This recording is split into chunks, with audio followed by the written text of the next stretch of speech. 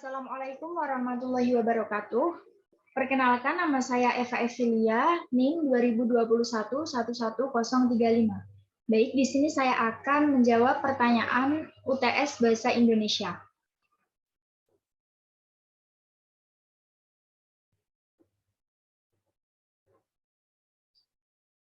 Pertanyaan yang pertama yaitu, jelaskan berdasarkan temuan mahasiswa di lapangan, faktor apa saja yang menyebabkan terjadinya kesalahan penulisan ejaan.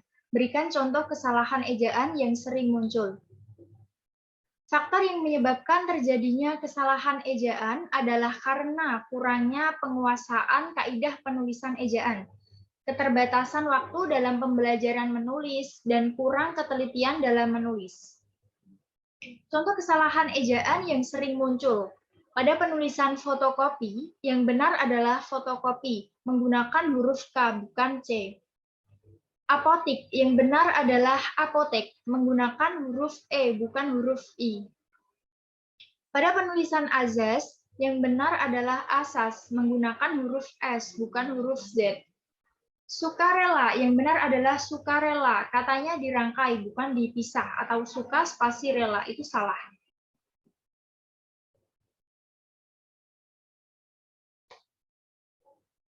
Pertanyaan yang kedua yaitu, bagaimana langkah membedakan kutipan langsung dan kutipan tidak langsung dalam proses pengutipan? Jelaskan dan berikan contohnya. Pada kutipan langsung, tidak mengalami perubahan pada teks yang hendak dikutip. Terdapat penggunaan tanda titik berspasi yang berjumlah 3 buah di bagian kutipan yang dihilangkan.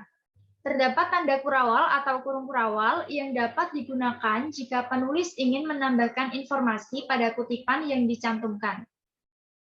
Kutipan langsung biasanya digunakan oleh penulis di awal kalimat, disertakan tahun beserta halamannya. Contoh, Fatur Rahman tahun 2020 halaman 14 menjelaskan bahwa etika berbahasa penting untuk dijadikan landasan ketika berkomunikasi dengan orang lain.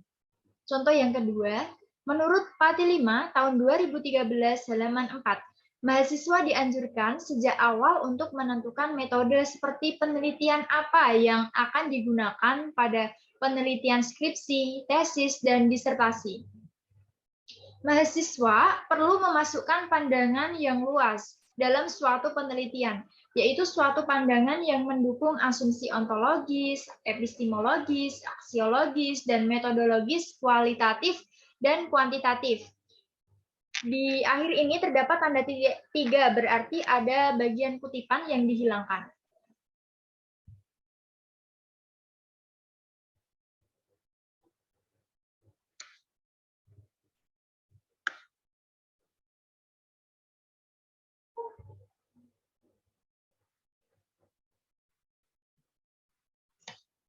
Dua, kutipan tidak langsung.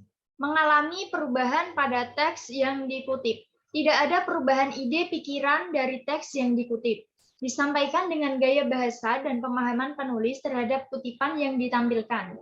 Dan yang terakhir, diakhiri dengan nomor kutipan, serta tidak diakhiri dengan tanda petik 2. Adapun nomor kutipan yang dicantumkan pada kutipan mempunyai fungsi sebagai catatan kaki yang menerangkan sumber kutipan berasal.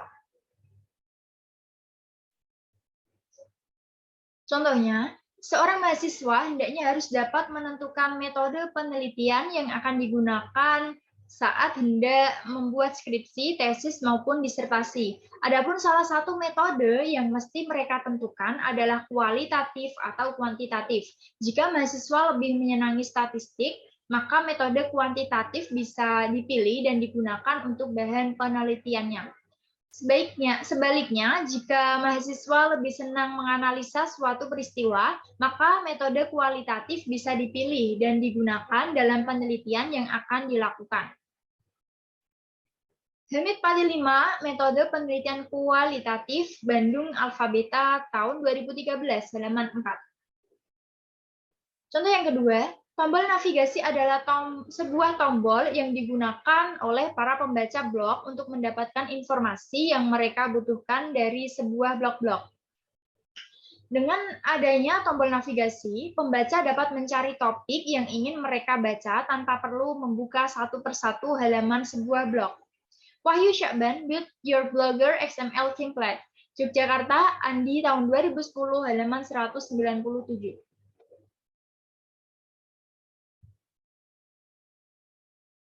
Soal berikutnya, apa perbedaan dari biografi dan bibliografi? Jelaskan disertai dengan contohnya. Baik, biografi adalah riwayat hidup seseorang yang ditulis oleh orang lain. Karena biografi disusun oleh orang lain, dalam menulis biografi biasanya penulis biografi mengandalkan berbagai sudut pandang terkait tokoh serta bermacam dokumen pendukung. Dalam biografi dijelaskan secara lengkap tokoh yang ditulis dari lahir hingga meninggal, serta disebutkan juga jasa dan karya yang telah diciptakan oleh tokoh yang digambarkan dalam biografi. Sebagai contoh, saya mengambil biografi dari Cut Nyak Dien. Cut Nyak Dien adalah wanita yang lahir pada 1848 di Kabupaten Aceh Besar. Ia dinobatkan sebagai pahlawan nasional perempuan yang berasal dari Aceh. Pada usia 12 tahun, ia menikah dengan Ibrahim Lamnga. Ia dan suaminya berjuang mengusir Belanda ketika wilayah 6 Mukim diserang. Suaminya gugur di medan perang pada 29 Juni 1878. Karena kematian suaminya itu, Cut Nyak Dien bertekad untuk mengalahkan Belanda. Ia memimpin pasukan kecil yang melancarkan perlawanan terhadap Belanda di daerah pedalaman Meulaboh. Pasukan Cut Nyak Dien terus bertempur hingga dipukul mundur pada 1901. Cut Nyak Dien ditangkap dan diasingkan di Sumedang sampai nafas terakhirnya.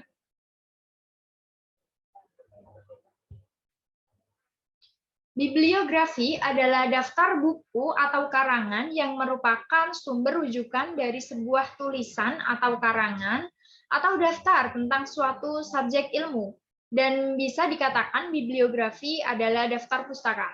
Susunan penulisan bibliografi yaitu nama pengarang, tahun terbit, judul buku, tempat terbit, dan nama penerbit. Contoh, Ibeng Pramana, AN, tahun 1985, judul bukunya Bintang Nusantara, Jakarta Gramedia.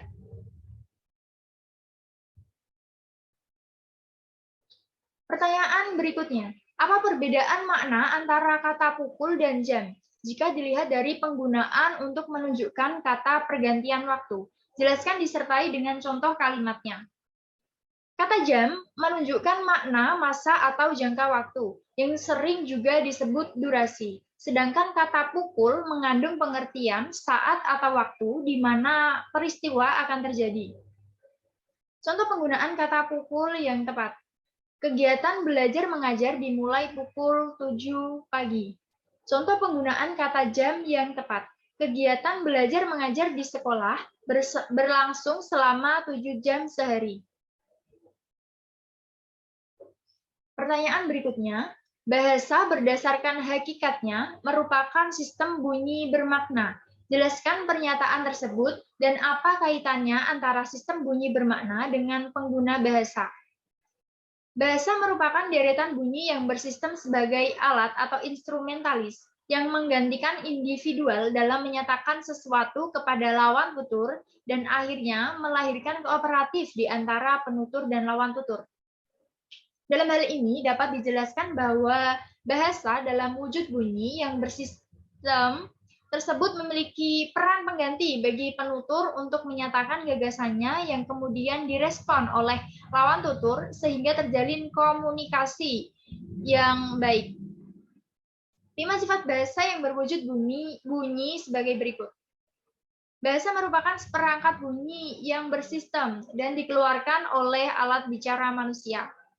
Hubungan antara bunyi, bahasa, dan objek atau reference bersifat arbitrary atau manasuka, yang artinya hubungan antara bunyi dan wujudnya yang berwujud benda atau konsep bersifat manasuka. Buktinya, bunyi cai dalam bahasa Sunda, air dalam bahasa Indonesia, dan water dalam bahasa Inggris. Yang ketiga, bahasa itu bersistem. Setiap bahasa di dunia ini mempunyai sistem sendiri. Sistem bahasa Indonesia berbeda dengan sistem bahasa Inggris dan bahasa lain di dunia ini. Yang terakhir, bahasa adalah seperangkat lambang.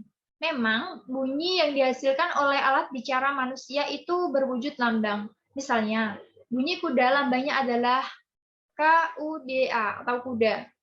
Kalau kita suarakan dan berwujud kuda, kalau kita tuliskan dalam bahasa Indonesia, atau sebab dalam bahasa Inggris akan ditulis horse atau HORSE. Lambang-lambang itu kita mengerti maknanya apabila lambang tersebut berada dalam kawasan bahasa yang kita pahami. Pertanyaan berikutnya, mengapa sering terjadi kesalahan penulisan tanda koma?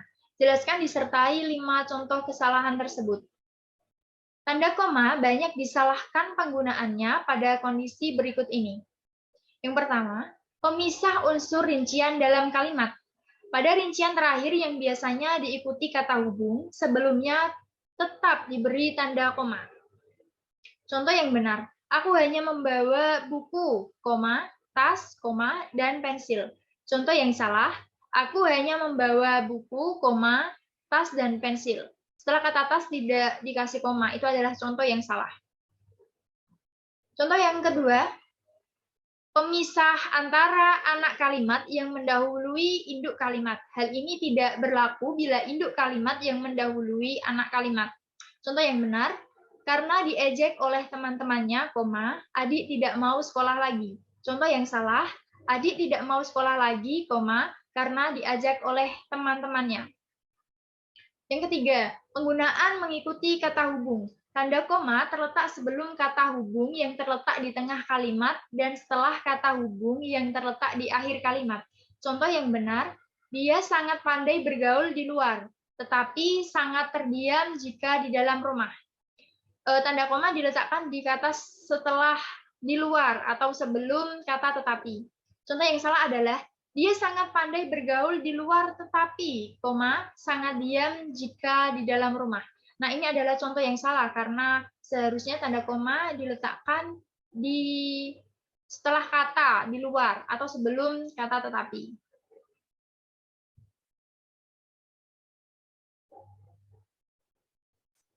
Tanda titik dua dipakai pada akhir suatu pernyataan lengkap yang diikuti pemerincian atau penjelasan. Misalnya, mereka memerlukan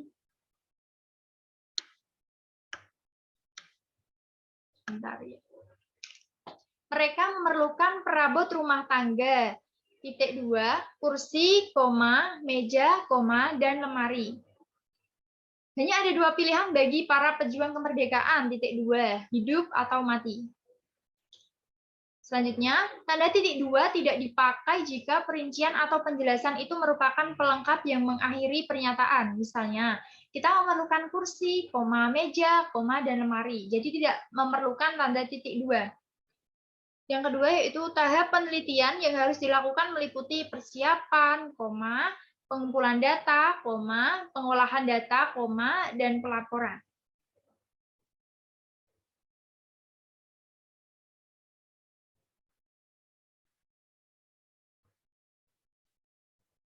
Berikutnya yaitu tanda titik koma. Tanda titik koma dapat dipakai sebagai pengganti kata penghubung untuk memisahkan kalimat setara yang satu dari kalimat setara yang lain di dalam kalimat majemuk. Misalnya, hari sudah malam, titik koma, anak-anak masih membaca buku.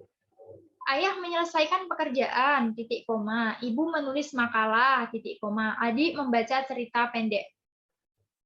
Yang kedua, tanda titik koma dipakai pada akhir perincian yang berupa klausa. Misalnya, syarat penerimaan pegawai di lembaga ini adalah 1. Berkewarganegaraan Indonesia, titik koma, berijazah sarjana S1, titik koma, berbadan sehat, titik koma, dan bersedia ditempatkan di seluruh wilayah Negara Kesatuan Republik Indonesia.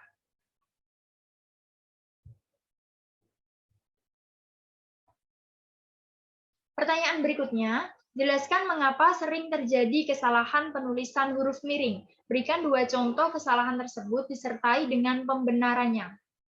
Kesalahan dalam penulisan huruf miring terjadi karena kurangnya pemahaman tentang kaidah pemakaian huruf miring. Akan tetapi, bisa jadi karena kurang teliti dalam penulisannya. Bisa jadi seorang penulis kurang fokus atau konsentrasi dalam penulisan tersebut. Contoh yang pertama. Contoh yang salah, Nama ilmiah dari buah manggis adalah Garcinia mangostana. Contoh yang benar, nama ilmiah dari buah manggis adalah Garcinia mangostana. Untuk penulisan bahasa asing harus menggunakan huruf miring ya. Jadi ini penulisan Garcinia mangostana karena bahasa asing, jadi ditulis seperti ini. Contoh yang kedua, contoh yang salah. Pinurbo Joko tahun 2017, telepon genggam Yogyakarta basa-basi. Contoh yang benar adalah Pinurbo Joko 2017, telepon genggam Yogyakarta basa-basi. Untuk penulisan judul dalam penulisan daftar pustaka harus dicetak miring, seperti pada contoh yang benar.